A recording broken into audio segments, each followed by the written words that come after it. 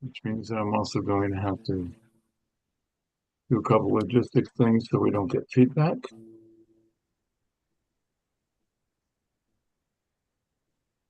And we are live. Okay.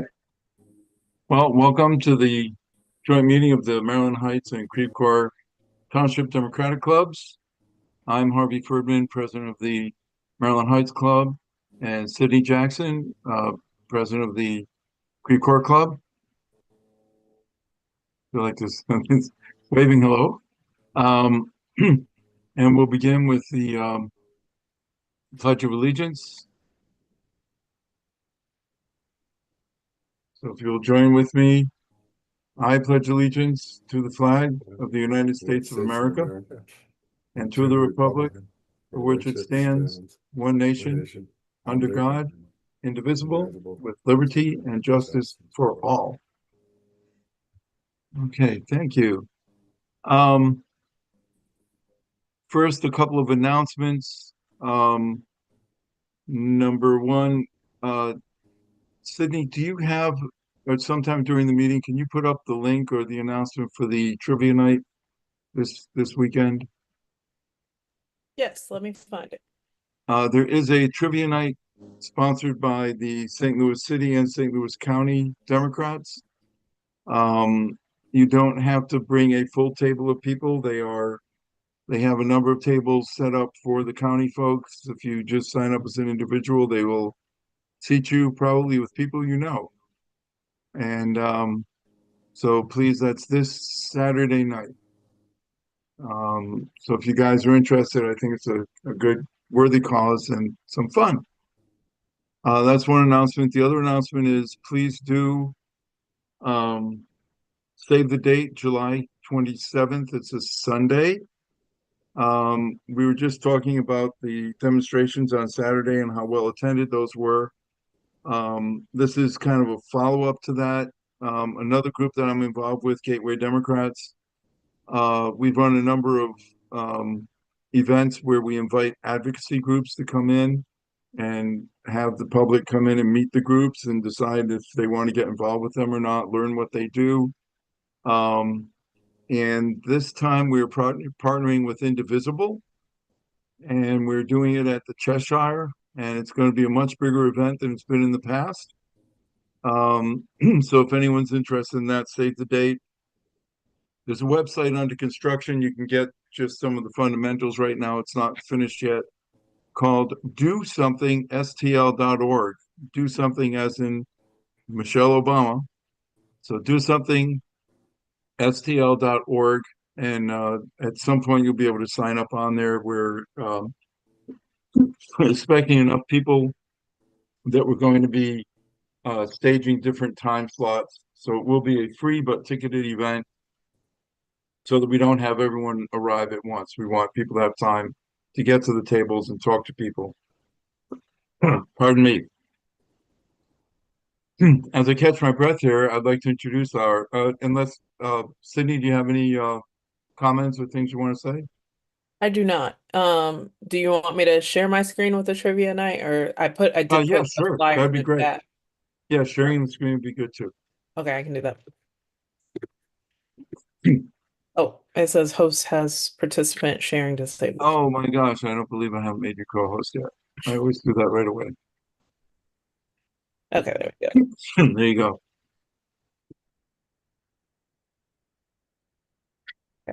Can you see that?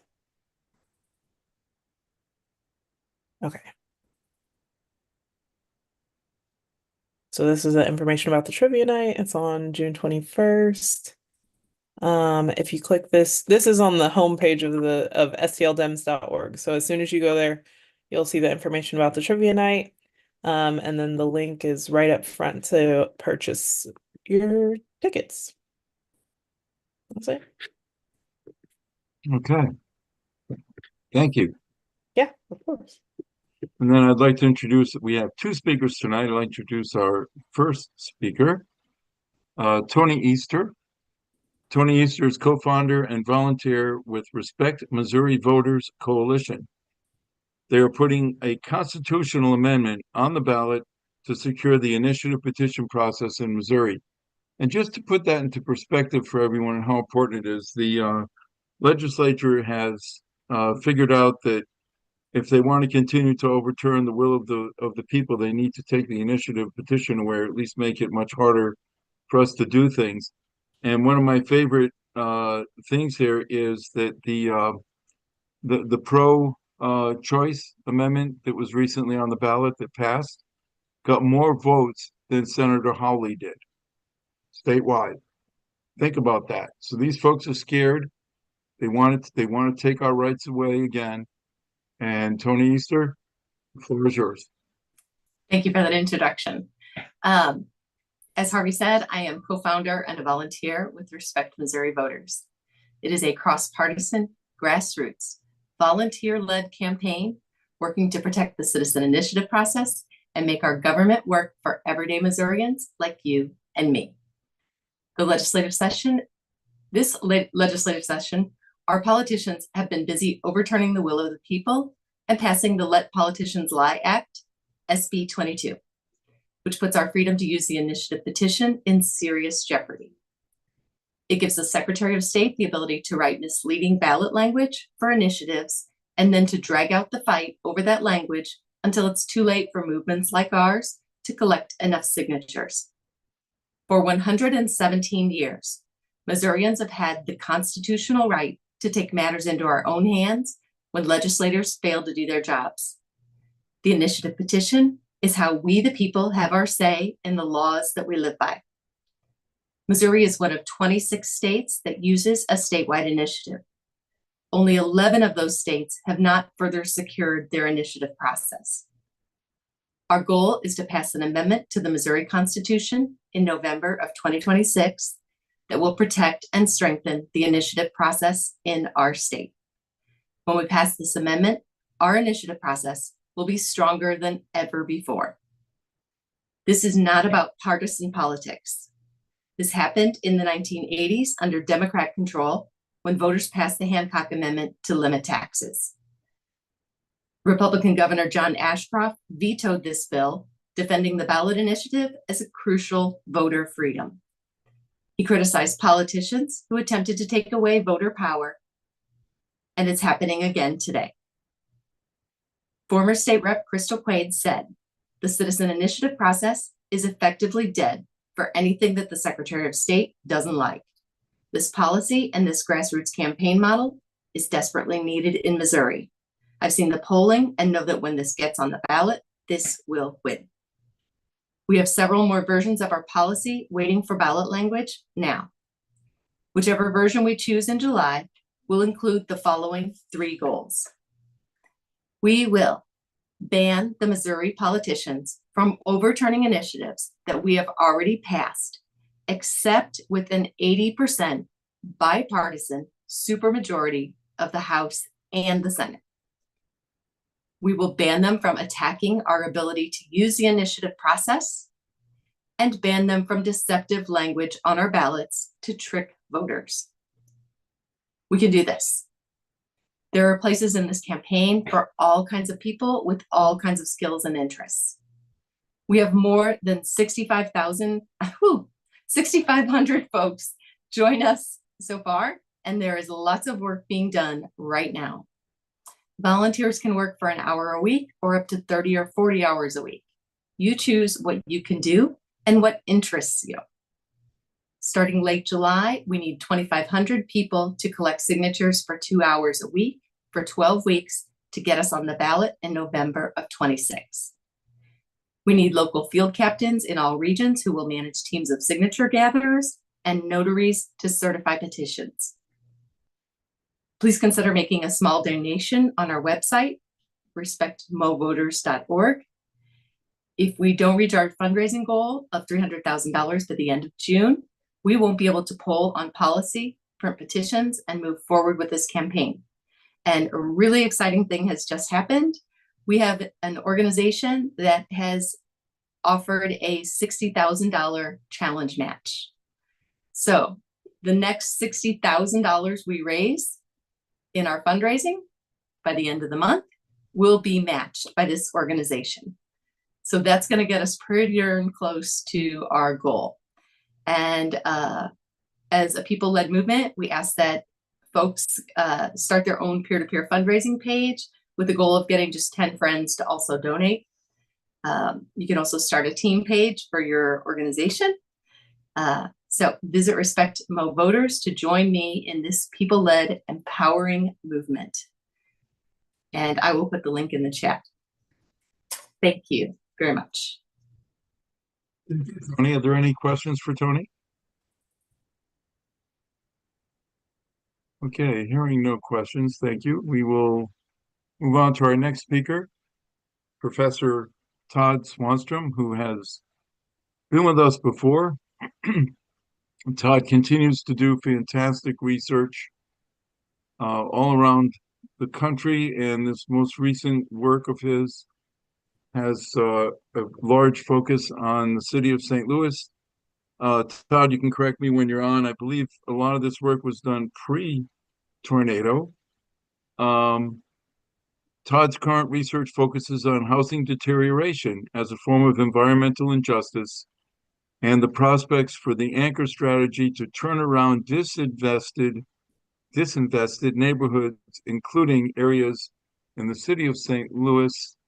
As many of you, I'm sure, have seen all the devastation and a lot of the older homes that really, if they were maintained, and I think Todd's going to talk about some of the reasons that they weren't necessarily maintained, they may not have had as much damage, and we wouldn't be looking at as many people who are dislocated as they are now.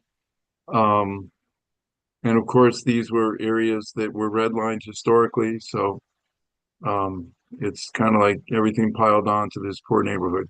And I don't mean poor economically, although they are. I mean poor in that all these things have happened to them. And then the tornado came and rolled over the whole thing. So, Todd, with that, I'll turn it over to you. Okay, thank you, Harvey. First of all, Tony, I want to say it's a great issue. I'm going to make a contribution. I mean, I teach urban politics. There's a long history of local control and local democracy in the United States. And frankly, there are a lot of politicians in the state who are hypocritical. They like local democracy unless it goes against their own biases. So I really applaud you in doing this. And I like to applaud also those of you who are here with the grassroots of the Democratic Party. I mean, we need to obviously defeat Donald Trump and the MAGA movement, and we're not going to do that without a revitalized Democratic Party that has grassroots participation. It can't all be done online and advertising and all that. I believe these face-to-face relationships are extremely important. And so thank you for your work in keeping the Democratic Party with its ear to the grassroots. So Harvey said to me, I said, well, how long should I talk, Harvey? He said, as long as you want. That could be a big mistake, Harvey. How you professors, you don't want say to professors, talk as long as you want. So I'm going to try to talk for about 15 minutes here, okay? And then throw it open for questions. Hopefully that's enough to give you the material that we can have sort of a dialogue or have some questions about this that are on your mind. Okay, so here's the story quick. Here's my story. About 4 years ago, we were approached, researchers at the University of Missouri, St. Louis, were approached by people in the Vacancy Collaborative. It was the Vacancy Prevention Working Group of the Vacancy Collaborative. The Vacancy Collaborative is a group of civic volunteers in alignment with the city who are working to reduce vacancy and abandonment of housing in the city. So they approached the researchers at the University of Missouri, St. Louis, and they asked us, well, what is the extent of housing deterioration in the city of St. Louis? How much would it cost to repair it? And does this contribute to vacancy and abandonment? And so, like good researchers, we looked around for the data, right? And we found out there is nothing that measures the amount of deterioration, right? We have data on a lot of other things. We just don't have data on how much houses have deteriorated and how much it would cost to bring them up to code. So I'll try to shorten my story, but we found a study at the Federal Reserve Bank in Philadelphia that used the answers to an existing study called the American Housing Survey, and which was people's experience of their home, right? I mean, how do you feel when the air conditioner is on? Do you sometimes feel warm? You can imagine questions about plumbing, and they converted those into what are called repair scenarios. And so they estimated nationwide, and the nationwide estimate, by the way, is there's about $150 billion in need for repairs. But after you look carefully into this, you realize that that's a big underestimate for the need for home repairs in the United States. But anyway, so we approached them and said, can you give us the data for St. Louis? And they said, we don't have any data for St. Louis. This study doesn't have a big enough sample, so we can't convert it to St. Louis, or let alone to neighborhoods. We wanted to go neighborhood by neighborhood and say, you see how much deterioration there is. So we composed our own survey. We got a grant from a foundation in Chicago. We mailed the survey out to 2,500, we said older homeowners. We got a grant from a foundation in Chicago that looks at issues for older Americans. And so we got back 583 return questionnaires. One of my little anecdotes in this study was they put my name on the front of the survey, these 2,500 surveys that were mailed out, right? And it said, if you have any questions, contact Professor Todd Swanstrom. So I said to the survey researcher, Cynthia, am I going to get a lot of phone calls? And she said, no, don't worry, Todd. You won't get many phone calls. Well, guess how many phone calls I got? I got over 200 phone calls, and they would just tear your heart out. Because even though we said we were doing research, these were people desperate, often older African-American women living in an older house in the city, owning a house, and simply not having the money to do basic repairs. The one that really shook me was the woman who said, oh, Professor, I filled out your questionnaire. I was glad to do it, but I couldn't get to the mailbox because my stairs have collapsed. But the boy next door came and I handed it to him out the window. And I'm going like, ma'am, what can I say at that point, right? Ma'am, thank you so much. You need to get help. But the problem is, I would refer them to home repair agencies in the city.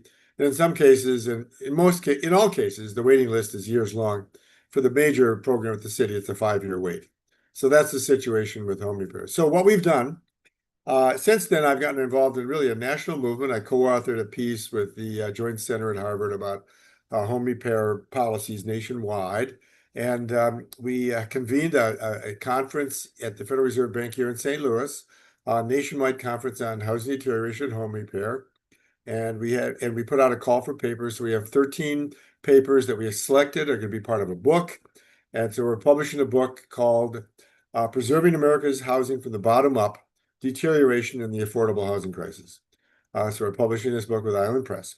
So what I'm going to tell you about today very quickly is the research about St. Louis City and County. Okay, so let's just ask the question, what do all of the federal policies and major housing policies look like in the city of St. Louis and the county of St. Louis, right? In other words, what do the taxpayers, commit to doing with regard to housing? Harvey, can I share? I think. Let's see here. Oh, sure. Looks like I can share. Okay, can you all see that pie chart? Okay, good. Now it's probably a little hard to read but the biggest pie slice down there on the lower left, right? That is the low-income housing tax credit program, the dominant housing policy to help people who are lower income get housing, right, is what's called the low-income housing tax credit policy, which provides investors with a tax credit. These are investors like banks and insurance companies to build low-income housing. The second biggest pie slice is that blue slice, that's public housing. And that includes maintenance and everything. Public housing, we have a certain number of units in the city and county. Frankly, there's not enough money for maintenance, but that's the total budget of that. The third biggest slice is the community development block grant. And that you can see is the kind of yellow. And then the block grant provides the city and the county with money that can be used for housing and community development pretty much at their discretion. And then the fourth slice I would point out is vouchers. These are Section 8 and vouchers which help people to pay no more than 35% of their income on rent, right? So if you get a voucher, you only pay 35% of your income for the rent, and the federal government makes up the rest. Well, as you can see, it's a pretty complicated set of policies, right? And it gets pretty complicated. It took us a long time to come up with this pie chart because there's just a lot of, it's not easy. It's very fragmented. One of the lessons from this is housing policy in the United States is very, very fragmented. So let me see if I can go on to a different pie chart here. If I can, it's not gonna enable me to switch down. I can't page down. Oh yeah, I can. Great. Okay, here we go. You guys are all seeing this, right? As I'm scrolling through. Okay, so here is the pie chart, which we were very interested in. We were asking the question, well, how much do we spend for repairing homes? And by the way, what we mean by repairing homes, generally speaking, is repairs that a person can stay in the house while the repairs are being done. And so here we find, you can see the biggest slice of the pie is new construction, right? That big blue slice. So we spend most money, federal subsidies for housing in St. Louis on new construction. The second biggest is income maintenance. That's vouchers, where people get help with the rent. And then it's a major repair and minor repair are the other two. Minor repair is mostly what we were concerned with, right? Helping people to fix up their homes and maintain their homes. Okay, major repair, by the way, is generally speaking major rehabilitation, where you gut rehab the unit, right? People move out of the unit. So the point making here is that it's a very small slice there called home repair. Okay, so you may say, well, why, Professor Swanstrom, are you so interested in home repair? Well, there's a major national conversation going on right now, and it got involved in the presidential election to a certain point. And Harris had a proposal for a $25,000 help with down payment, because there's a sense, in a strong sense, and it's true, that we have a major housing affordability crisis in this country, right? People spend too much for housing, even in St. Louis, where housing isn't as expensive as it is in the two coasts. A lot of people are spending, about half of all renters are spending 50% or more of their income on rent. That means that's eating into necessities like food and transportation, right? If they're spending 50% or more. So we have this national conversation about affordability, but the national conversation on affordability totally ignores the issue of quality. Most people acquire their affordable housing not through federal subsidies. All these pie charts I've been showing you, that's small potatoes compared to most people acquire their affordable housing by moving into older housing that has deteriorated to the point that it has become affordable, right? That's our de facto housing policy in the United States. How do you provide housing for low-income people? You let housing deteriorate to the point that it becomes affordable. Now, I could talk a lot more about this, but we feel as though the whole affordability crisis has ignored the question of quality. And part of the reason, as I said, is because there's no data on this issue, right? But then ask the question, well, why is housing policy so geared toward low-income housing tax credits and vouchers? Which, by the way, if you think about them, they're very, very market-oriented, right? They're run through the market. They're not direct federal spending programs. The income maintenance here, housing vouchers, is basically you get a voucher and you go out and find your apartment on the free market, right? And LIHTC is based upon free market, raising money by insurance companies and others to build new housing for low-income folks. So it's very market-oriented. By the way, in all the policies I showed you, there was the largest federal expenditure on housing was not included. Does anybody on this call know what is the largest program that the federal government has to support housing, and that I did not show it on the previous slide? Remember, I had all those policies on the previous slide. Which one is missing? Does anybody have an idea what housing policy is missing? You gotta Section 8. No, not Section 8. Section 8 is included in this income maintenance. Oh, Included. income. We Okay. had that under vouchers. Anybody have another FHA. idea? FHA. No, not FHA. That's HUD financing. nope. That's not it. Nope. Tax What's that? deduction? Tax Yes, deduction? the mortgage tax deduction. By the way, we calculated how much the mortgage tax deduction. This, by the way, this data is based on from 2012 to 2022. If we included the mortgage tax deduction in the previous, let's see here. how did I wrote, oh, here, I went like this. There we go. If we had included the mortgage tax deduction for folks in St. Louis City and County who claim the mortgage tax deduction, it would be even bigger than LIHTC as a piece of the pie, right? It's the largest program by far, about $80 billion a year. And so, for example, the block grant is about 2 or 3 billion compared to the mortgage deduction. The mortgage deduction means that higher income homeowners who have mortgage payments can deduct their mortgage interest from their income. So essentially, the federal government is subsidizing people to own a home. And the idea here is that it promotes home ownership, but it does a very lousy job because, only very wealthy people use it. They probably are already going to own a home anyway, right? So anyway, there's a lot we could talk about there, but let me just say that's one thing that we didn't talk about, and that is even more of this sort of market-oriented housing policy. So then we asked ourselves the question, well, why is it that we don't have more funding for home repairs? It would seem to make sense. Well, we did a series of interviews and we did research, and what we found is that there is a powerful lobbying force in the state of Missouri that supports low income and historic preservation tax credits for housing. And in fact, Missouri, are you ready for this? Missouri, one of the deepest red states in the nation. You know that, right? I know the people on this call know that. Has for over 35 years supported low income housing tax credits of the most generous state credits in the nation. Okay? Rather surprising, right? For a conservative state, we're supporting low income housing.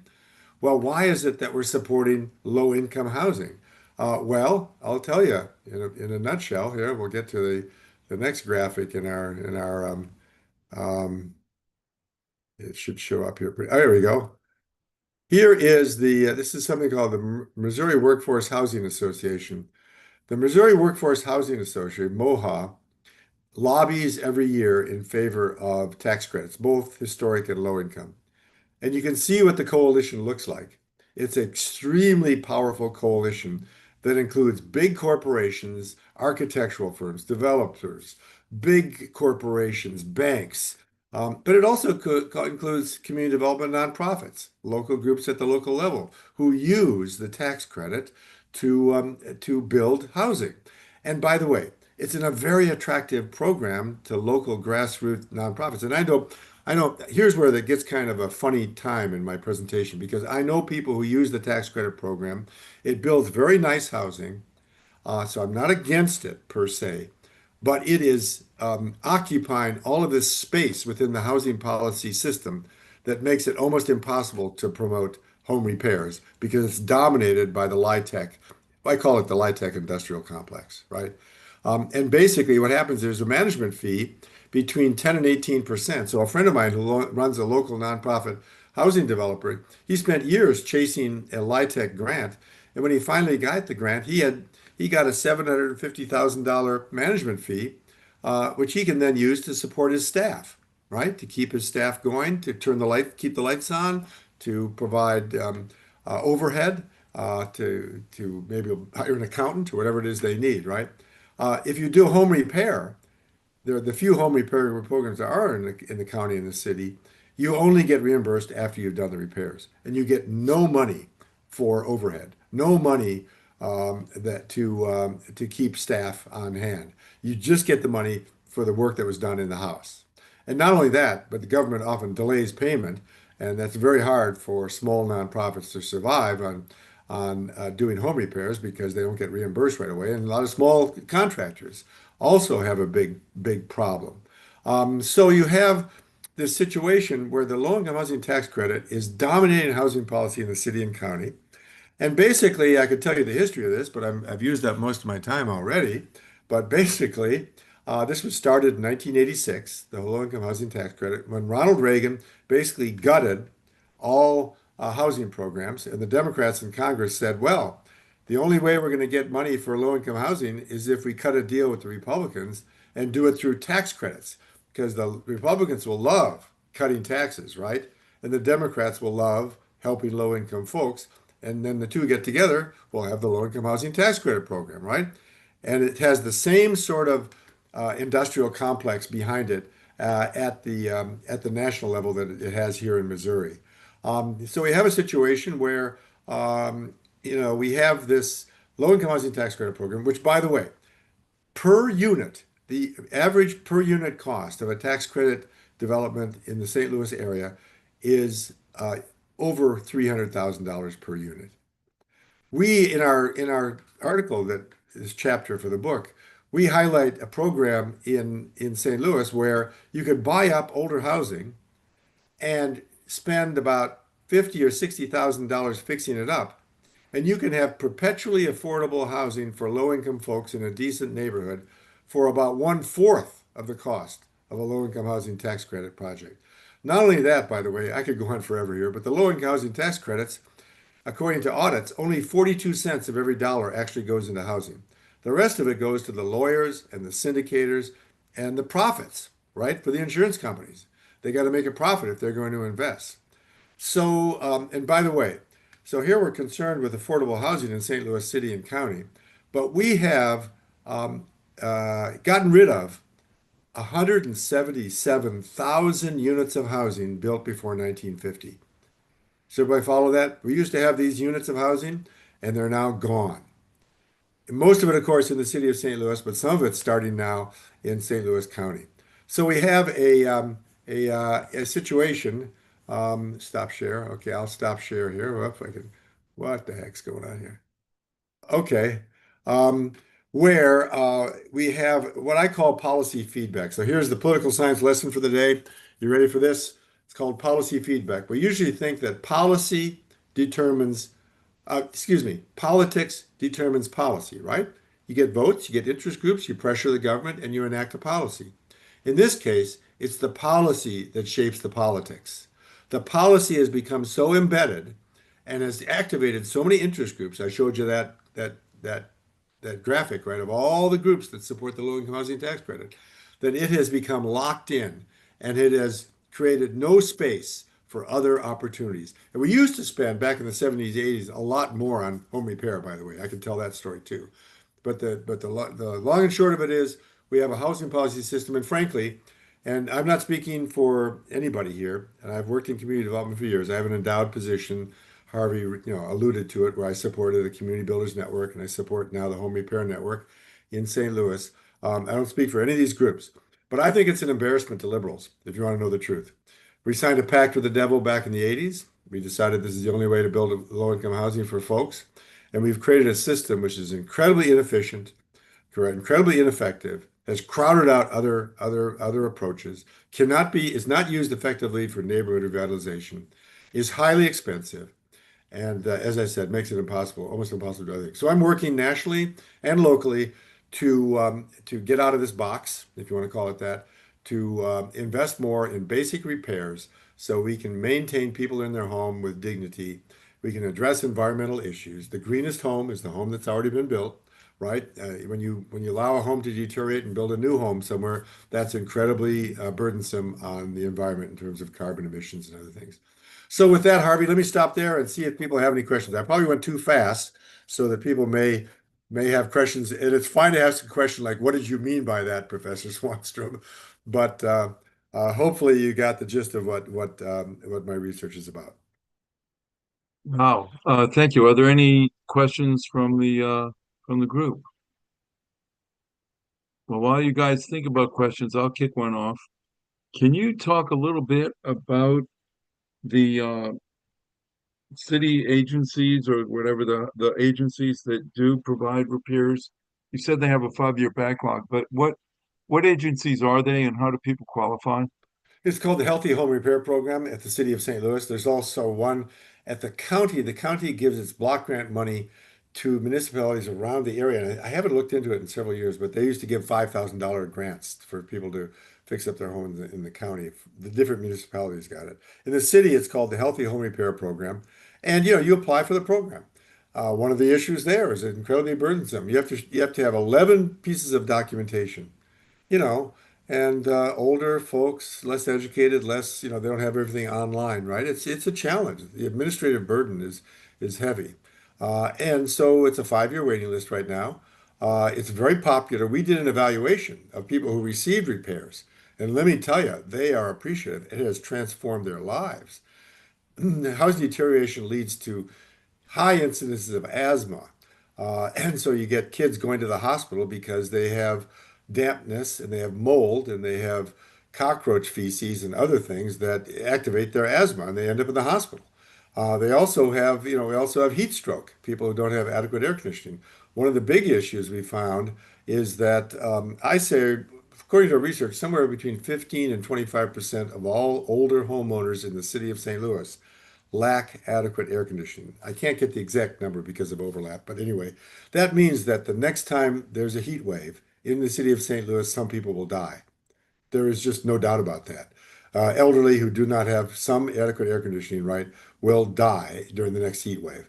So this is a serious problem. So the city program basically, to qualify, you have to make less than 80% of median family income for the region, Harvey. So that means, Oh, if you're a family of three or four, you probably got to make less than 45 or something like that. Maybe if you're single, you got to be down to 22 or something like whatever it is, so it's adjusted by income, and they do an inspection every unit. They write up the specs. They give you a chance to comment on them, and they hire contractors to come in and do the work. And like I said, we did an oh, evaluation, and the people just absolutely love it, right? But not enough people are being served. the city hires the contractors? Um, yes, in the case of the Healthy Home Repair Program, they do contract out Oh, with Mission St. Louis and some other organizations who then in turn do home repair. You know what I mean? yeah. There's something Yeah, called but the C. the homeowner doesn't have to worry about it. Yeah, the homeowner doesn't have to worry. The homeowner, I think, has some.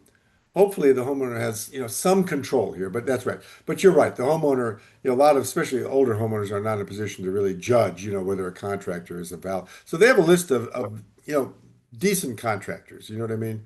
And one of the big Yeah. issues that I'm trying to work on, and literally having a meeting tomorrow morning, is we're going to be spending hundreds of millions of dollars to fix up homes in the next few years. If we could have that money spent by local contractors, hopefully African American owned contractors, right, in the neighborhoods, right? We could recirculate that money in the neighborhoods, maybe $3 or $4 for every dollar we spend, right? And it could be a form of economic development. But what's going to happen is there are going to be contractors coming in from Illinois, from Arkansas, from Memphis, because we're going to have a lot of work being done, right? So one of the things I'm trying to work on is to get local contractors. So one of the pain points here, Harvey, is having enough qualified contractors to do the work. Well, yeah, and just kind of a tangential, but it was in the news that there's a group that's building tiny houses for temporary housing for the folks affected by the tornado, Hmm. and they're training the teenagers that live in the neighborhood to do the carpentry and the skills to do the skills. Yeah, that is great.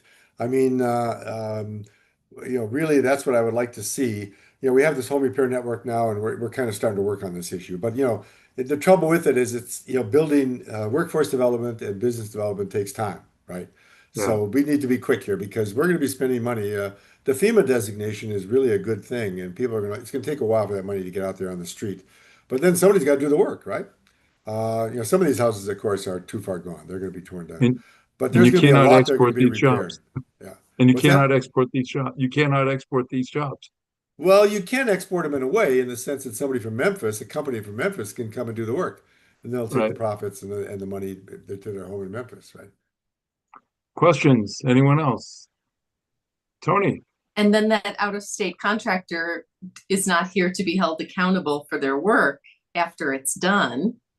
And a lot of these buildings that do not have central air, they have window units, and that's very inefficient air conditioning. And it costs a tremendous, that it just drives their electric bills through the roof where people can't, they may have the air conditioning units, but they can't afford to have them turned on, or they just don't get the job done well. Well, Tony, you should be on our research team. You got it all figured out here. We've done research on that. The effect on utility bills is significant. And so what it is that the main cause of housing deterioration is poverty, both income poverty and asset poverty, right? A lot of people own these homes in North City. The equity in the home is very small, if anything, right? Because they haven't appreciated the way a home in Webster Groves or out there in Creve Coeur, has appreciated. so they don't have the money. They don't have the money to do it. And so housing deterioration. What I say is housing deterioration is an effect of poverty, but it's also a cause of poverty, right? Because as you said, Tony, now people have these exorbitant monthly utility bills, just trying to keep their place safe and healthy, right? And so it really has. So housing deterioration has effect not just on the individuals who live in the home, it has effect on our entire society. That's why we should support it. For example, for every dollar invested in Rebuilding Together, which is a voluntary group that fixes up people's home, they've calculated, and it's a very conservative estimate in my opinion. I've looked carefully at it. $1.32 in savings for Medicare and Medicaid. In other words, people don't end up in nursing homes, don't end up in hospitals, don't end up in asthma, and it saves the taxpayers that much money. So it's a winner. It's a winner to do this home repair for the taxpayers as a whole. Is there a way to convert the low-income tax credits to home repair tax credits? Oh, Well, Laura, that's a very intelligent question again. And we have to make a long story short, a friend of mine at the national level floated this idea and was shot down because the existing developers in home repair industry is very interested in expensive new construction rather than in smaller home repair projects. We have talked about that. There is a bill in Congress, by the way, which essentially would do this, but it would kind of add on to the existing tax credit, but have a tax credit that could be used for home repair. So I'm not sure what I think about all this. You know what I mean? It's like, once again, it's sort of a pact with the devil again, right? We'll get these tax credits, and politically, they're very strong, right? Because we'll have insurance companies and lawyers and developers and contractors all politically behind it. But I fear that it could be corrupted by this. The best way to do it would be have a block grant, a federal block grant for home repairs. And we used to have that, but the block grant, by the way, is down 80% from its peak in the late 70s. So, but Lori, it's a good question. I wish localities had the choice to use it for home repair. Right now, the LIHTC can be used and sometimes is used for major rehabilitation of older structures, which I think is better than building a brand new structure, but still is not as cost effective as repairing people when people are in the home, if you know what I mean. I agree. Yeah, well, good question. I wish I could say that. Well, I wish I could say that we could convert the existing program to give us the opportunity to use it for home repair, but that has been struck down at the national level. But we're going to keep trying. Thank you. Other I have a questions? question. Yes, Lois. Are there any states that have additional ideas? How there's a federal thing that if you add solar energy to your house, you get a tax credit off the federal. Are there any states that have any things like that? And would, like, if you convert your home from having a window air conditioner to central air, is there any place where you can get a tax credit for that? Yes. There's the Weatherization Assistance Program, the WAP program. In fact, the biggest federal money in home repair is basically through weatherization programs. You know what I mean? So there is some of that. Once again, it doesn't come close to meeting the needs. So don't get me wrong here. You're going to have to get on a waiting list for that as well. And in the initial part of your question, Lois, the state of Pennsylvania has a really good program called the Whole Home Repair Program.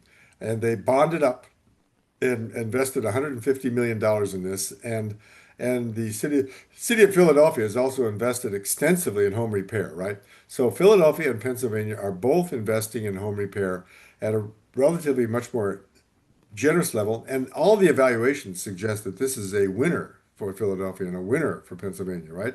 Because you're saving money in your medical care, you're boosting, property values, you're boosting the tax base. So we have some good models out there.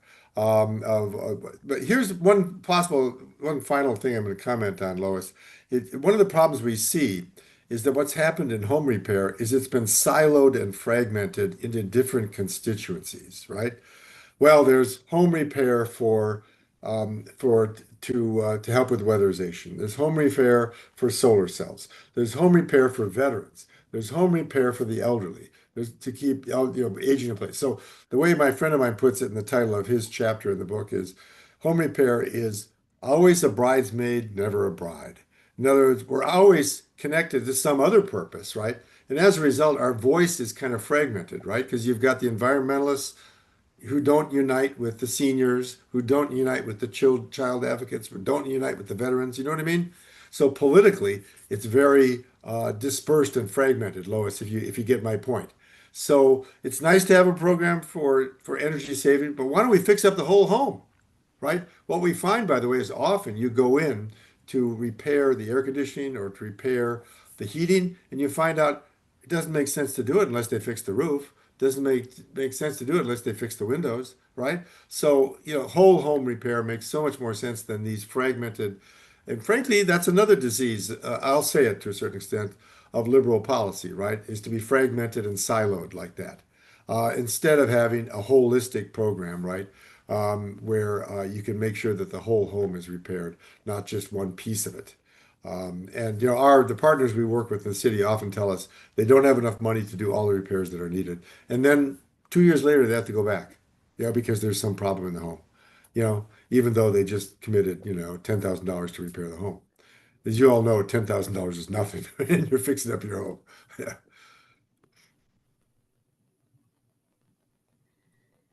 Can you speak about the Missouri PACE program? Well, I don't know that much about it. This is the one that allows you to fund improvements through the property tax system. Tony, I just don't know enough. I've read about it several years ago, and I don't know what the situation. My understanding is now that it hasn't been implemented as much as we would hope. It's kind of complicated. It has to do with some things that are frankly. I wish I could give you a better answer, Tony, but it's a very interesting concept, right? But I have used it, and it's I suppose got those same technical challenges that you were speaking of, but it's a relatively low interest loan for home improvements that have to be energy efficient, like doors, windows, roofing, things like that. You can get a loan to make home improvements, and you pay it back as an additional amount owed each year on your property taxes. Right. So lots of people can't afford an extra $2,000 on their property taxes each year. So it doesn't really resolve. Right. Well, I thought the idea was that it maybe can increase your property values in such a way that ultimately. Well, actually, I was involved in the origination of that way back. I'm not sure what it is today, but the criteria in Missouri was originally that the monthly savings was more than the cost of the loan, so you were net positive on your cash flow. So went back to utility efficiency and your utility bills and all that. My understanding is it got used a lot by the commercial community, but not so much by the residential. And I have a feeling that's more of a PR issue than it is the program itself. However, if you look at that model, again, the idea being that if the homeowner sells the house before it's all paid off, the future homeowner inherits that loan. So the loans really are very secure loans. It's not being loaned to the individual. It's really being loaned against the property. And it would be great to see that expanded to other types of repairs. That would be kind of the tough one because, again, you have to justify that the net savings is more than the monthly payment on the note. Yeah, this is a really interesting idea, and it's a good idea, right? I think it's a good idea, and I think it does work in concept often. But here's the problem: if you live in a very low income neighborhood in the St. Louis region, where property values are low or stagnating, it makes no economic sense to invest in repairing your home, right? If you invest $20,000 in repairing your home, when you sell the home, you won't get the money back. If you live in Ladue or I don't know, Creve Coeur, a lot of places, and you put $20,000 in your home and you sell it, you can probably get back, especially if you put nice improvements in your kitchen or whatever it is, you really, investing in your home makes economic sense. So one of the problems here is that, in low income neighborhoods, it's not economically rational to invest in home repairs. However, as I said, the effect on health, the effect on mental health, the effect on the community, all these other effects more than justify investing in home repairs, even if it doesn't turn around the property values, right? Even if it doesn't, 1-to-1 create an increase in property values commensurate with the effort. So that's the real stumbling block in a lot of this stuff. Yeah, my understanding also for the tornado area is that a lot of those homes did not qualify to get homeowners insurance because of the necessary repairs, but the Well, insurance that's companies were turning them down. Well, that is so interesting, Harvey. I need to look into that. I can note that down because I'm working on this issue right now. Well, there's a lot of I know there's probably a lot of reasons why people don't have home insurance, but the main reason, once again, is that home insurance has gone up and people are poor. And so, it's just tough. It's just tough. And home insurance nationwide is going up. And in fact, our rates are being affected by global warming and all these disasters around the country. Our rates are going up as a result of what happened in California, you can believe it or not. I read that. I'm not quite sure exactly how the formulas work. But so we got a problem, Houston, that people cannot afford home insurance. I mean, down in Florida, of course, they definitely can't afford it in certain areas, right? But here we are, and we have these more frequent severe weather events. And another thing I read, Harvey, is related to what you said, is that people who had done tuck pointing in recent years and had fixed up their roof had far less damage from the tornado than people who had not. So, keep your house secure and tuck pointed and a decent roof. Doesn't mean, if the tornado hit you directly, I think you were curtains, right? But in terms of the high winds, you could survive it much better if your home was in good condition. Unfortunately, a lot of these homes, as I think I reported to you, the average homeowner in St. Louis has over $13,000 in need of repairs. The average older homeowner, and so they're sitting there with problems, and it's just heartbreaking when you talk to them on the effect on their health, the effect on their well-being. As an example, it affects their esteem. I remember talking to one, she said, before the repairs, I didn't invite my family and friends over because I was embarrassed by the leak in my dining room. But now that you fixed up my home, I invite my family over and we have dinner there. And, so it's like social connections. If you're proud of your home, and you feel good about your home, you invite people over. And if you don't, you're going to become essentially socially isolated. So it has really profound impacts on people. Other questions, I have one. comments? I Go have ahead. one. I watched the program on Channel 4 from 6 o'clock to 7 o'clock tonight, and they did mention about insurance. They also said, they talked about what Harvey said, that, the home needed repairs, and so no insurance company would insure. But they also said that some insurance companies refuse to write a policy for a home if in that neighborhood there were a lot of vacant homes. Yep. I don't understand how they can get away with that. That's called insurance redlining. It exists, and you're supposed to evaluate each home, right? And if you think about it, it's totally normal that an insurance company would say, "Listen, you've got a dangerous furnace, we can't insure you," whatever it is, right? But it's totally wrong to discriminate against somebody because of where they live. To me, it's like this is classism and racism, right? In which people are being typecast because they live in a certain neighborhood. And that's true of auto insurance to a certain extent. Although, once again, some of that could be, justified by the fact that maybe the stolen car rate is higher in certain neighborhoods. I understand that, but the idea that you don't give somebody even basic insurance because of where they live is just wrong. And people, there are laws, Lois, but they're not enforced.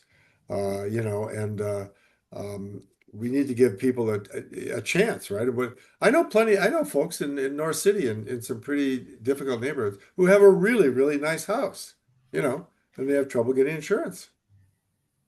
They're working hard, they're fixing up their house, and they can't get insurance. So I really need to look into this issue, by the way, that you all have raised. You've really this question about lack of repairs, Harvey, and the fact that then you can't get insurance, right? I mean, that I really would like to look into that, but I've got too much on my plate already. That's my problem. I understand. Well, I'm surprised that the government in Florida is not going crazy about climate change because they're getting hit all the time and insurance companies are pulling out every day. Yeah, yeah. So, Yeah, and there's so much energy in the atmosphere now that, extreme weather events are more likely. And it's this $1.6 billion hit we got here in St. Louis, that's not caused directly, but it's made more likely by global warming. There's no yeah, doubt we're about it. getting more tornadoes over time than we ever have. So, yay. We've had, I think, in this region, 43 year to date, and historically it's been 26 a year. Yep. And also more heat waves, extreme heat. Yeah. Yeah. Anyway, any other questions now that we have all that good news out of the way? This was really good, Harvey. Is there a YouTube channel we can watch this on or share? Yeah, absolutely. Maryland Heights Township Democratic Club has a YouTube channel, and all of our meetings are posted out there. Okay, thank you very And I much. especially encourage you to look at the last meeting we had in May. We had Yvonne from she's the highest level volunteer in the Missouri Democratic Party. She's vice chair. Yvonne Reeves Chong. Thank you, Yvonne Reese Strong. And you got to, forward through all the normal stuff till you get to her. She talked about talking points and moving forward. And I mean, it's just fantastic. I suggested that she clip that out and circulate just that portion of our meeting. It is well worth the 45 minutes or so that she was on. Well worth it. Anyway, back to Mr. Swanson, Professor Swanson. Any I was just- other I was questions? just going to bring up the low income tax credit again. I was kind of involved in that back when it first started, and it's meant for rental housing. And I think it's important to make that distinction because you're talking about home ownership, which is so important and it's so hard for people who are low income just to get a mortgage. And so that's an issue in itself. I think it's very difficult. But that low income tax credit and the historic tax credit are meant to produce rental housing, which really needs subsidies. It sounds like it's way too top heavy administratively and for investors to make a profit and all of that. Yeah. But I do think you've got to acknowledge that to produce low-income rental housing, you do need subsidies. Absolutely. Well, Carol, you're making a really good point. And I want to be clear here. I have many friends who work on low-income housing tax credit projects, and it provides good housing for low-income folks, often with services attached to it, by the way, too, Right. Which is good. The problem is, once again, that this has become a political problem, that it's become occupying all this space, and we can't, initiate other programs because it has a huge lobbying force, right? That keeps expanding it, and the other programs are shrinking. But I am talking about rental too. That is to say, fixing up rental housing, we need programs for landlords. It's much more difficult. It's much more popular to give an elderly widow who owns a home some money to help fix up her home. It's not as popular to give money to a landlord to fix up his apartment or her apartment, because the feeling is they'll just turn around and raise the rents, right? Because you've subsidized them fixing up their unit, or they'll sell the building. But there's ways we can get around that. So we're trying to work on rental housing too, Carol. But you're making an absolutely crucial point. It's more difficult because most programs around the country that exist, that are left over at least, are for homeowners for repair, not for landlords and rentals. So it's a tougher nut to crack. So you are right, and you're right that LIHTC at least does something on that, right? But the trouble is, it's so expensive per unit. It's so inefficient. I mean, as a friend of mine put it, it's like feeding the horses to feed the sparrows. I mean, you do eventually feed the sparrows, but it's not an efficient way to do it. But once again, I have lots of good people. Lots of good people are working on LIHTC programs, and all power to them. I have nothing against them doing it, but we need a different policy system. Any other questions? Thanks a lot, Harvey. This is a very sharp group, and once again, I want to compliment you all on working on the grassroots of the Democratic Party. It's extremely important. Go for it. Thank you. Thank you. Appreciate all your work. I know you've been doing a lot over the years. Okay, well, thank you, and have a good evening, everybody. Sydney, keep up the good work. Bye-bye.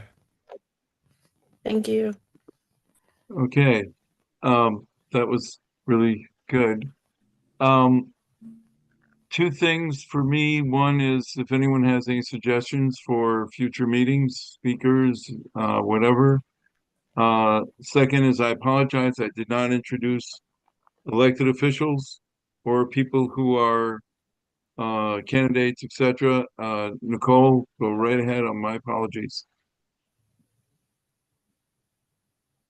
Sorry, I had to find the unmute. No problem, Harvey. I popped in here a little late. I was at a economic development session with the city of Creve Coeur. So I think most of you probably already know I am Councilwoman Nicole Greer from the city of Creve Coeur, and I also serve as your committee woman for the Creve Coeur Township.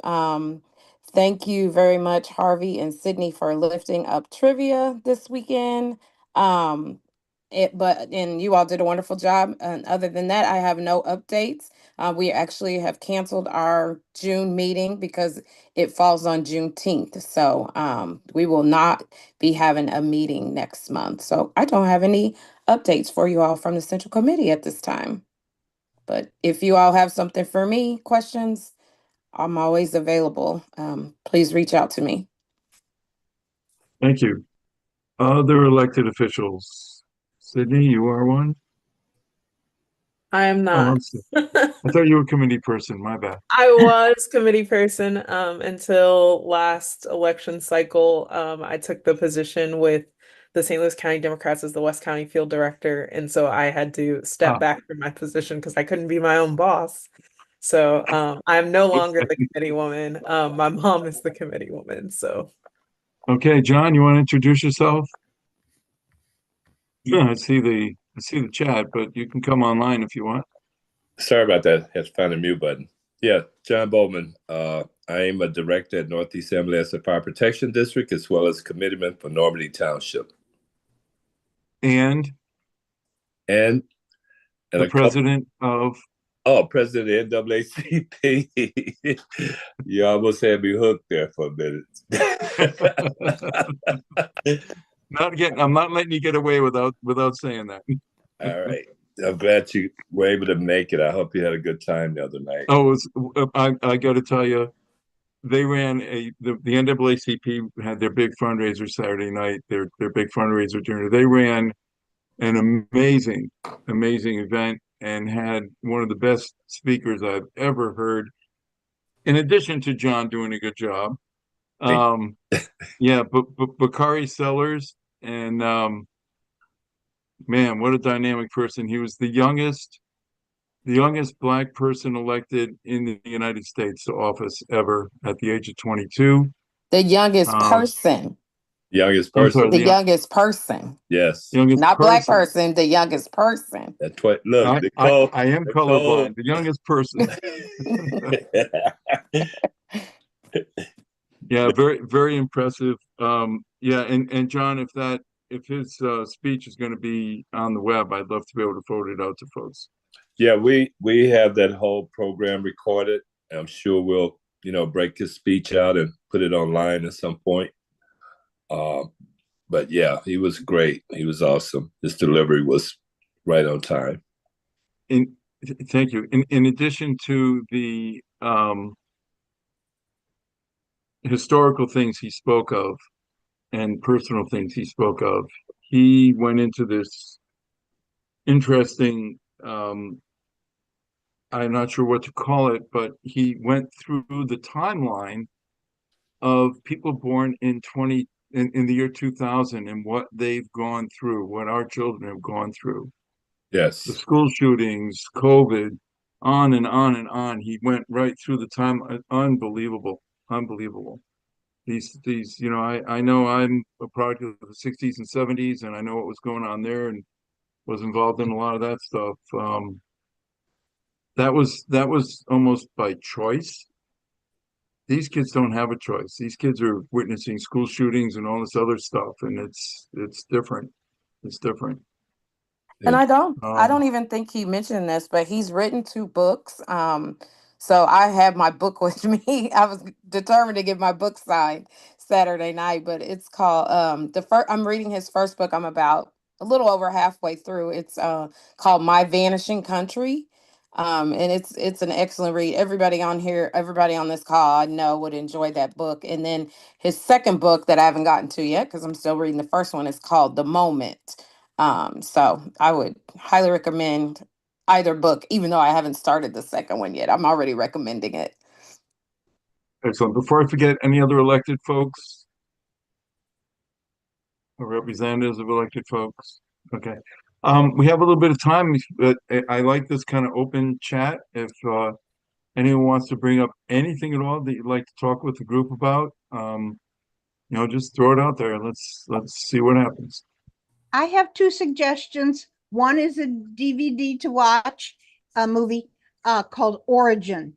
A very excellent movie, you know, well done, based on an excellent book that I'm also listening to the audiobook called Caste, Caste, by Isabel Wilkerson. Oh, that should be required reading. I mean, required reading or listening. So the movie Origin is a kind of a Hollywoodized version of this woman's life, but Isabel Wilkerson did worldwide research on, you know, her basic theme is that it's not just racism, or it's not really racism as much as it is an established caste system, and that's worldwide. And oh, she is so powerful, just a powerful writer. Now, Lois, Powerful her first book is also really good. Children of Another Sun. Oh, yes. Oh, yes. Yeah. Yes. But I highly recommend both books and the movie. I watched the movie first, and then I had to request the book Caste. And it's long. It's 12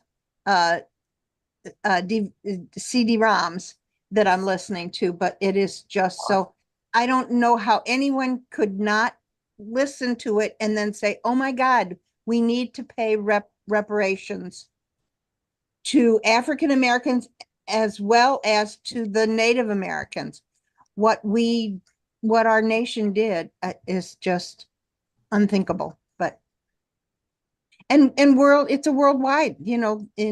She talks about in India, the caste system there, and the people, they considered it that God decides which order of caste you're in. And so the lowest caste people had to clean everyone else's poop with their bare hands. That's in the movie Origin, as well as she talks about it in the book. It's just powerful, so powerful. But I highly recommend those books and the movie.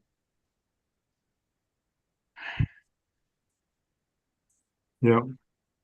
That reminds me of a short thing I saw on Facebook, of course, recently, and I'm sure I'm going to mess it up for anyone else who's seen it, but there was a gentleman in line at the checkout counter, and the person in front of him was speaking a language he didn't recognize.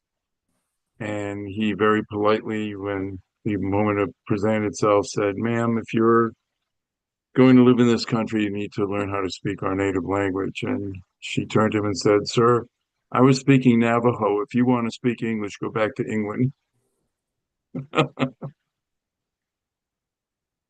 Anyway, any other comments, discussion? I know I do we're want to, I'm sorry, go ahead. I was just gonna say, I know we're the Creve Coeur, Maryland Heights Township, but if you know anyone that lives in the city, in the 8th Ward, so that's the southern half of downtown and like the Soulard area, they have a special election for their older person on July 1st. So make sure you remind them to vote. Early voting starts tomorrow. So, Oh, okay. so that's to fill Mayor Kara Spencer's former seat as older woman. That makes sense. Mhm. Yeah. Speaking of books and movies, there's a book called James. I don't know if anyone's heard of that one. Apparently, Huckleberry Finn, when he went on his adventures, had a black slave accompanying him. And the book James is written from the black slave's, his name was Oh, James. So Harvey, It's written the from James's perspective, apparently, and I heard they're going to be making a movie out of it too. background is Huckleberry Finn was fleeing Hannibal because he was afraid his father was going to kill him. He had a drunken father, and the slave Jim was fleeing because they were threatening to move part of his family to New Orleans, and he didn't want to break up his family. So they ended up together on this raft, and that's the Huckleberry Finn story.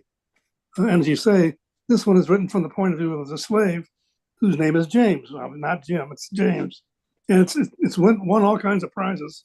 It's a terrific read. It's a really terrific read. Yeah, it's supposed to be really, really quite something. Any other comments, I had a suggestions? couple of suggestions. You asked for possible speakers in future meetings. Um, Joe McLean is frequently on the meeting with Yvonne Reeves Chong, and he sounds like he's got some ideas and might be Oh, interested. yeah, And yeah, then I know who you mean. also, as far as education in Missouri, Otto Fajan, he is the lobbyist for the NEA, and he's at all of the Congress, sessions, and he sends out to all of those of us who are in NEA. He sends out a daily email of what Congress did that affects education. Okay, So yeah, we could probably do a whole meeting. I know well, a lot of people know Amber Binge from MOEP. oh yeah, Yeah, and this gentleman and Byron Clements would probably come on. yeah, That would be interesting. yeah. Any other suggestions, comments, topics you want to kick around? Okay, with that, Obviously, oh, sorry. I was just gonna, I know we were going through a lot of book suggestions, but if you want another one, I have not finished the book, but it's called In the Country We Love. And obviously immigration is a very hot topic right now. Um, and it's about it's a memoir from Diane Guerrero. She's an actress. She's been in things like Jane the Virgin, Orange is the New Black, but when she was 14, she came home and her parents had been picked up by ICE and sent back to Colombia. And it's about how she basically fell through the cracks, and nobody ever came to check on her. So she was a 14-year-old alone in this country. So if anybody is interested in that topic as well, since that's a pretty hot topic right now, I'd also recommend that one. excellent.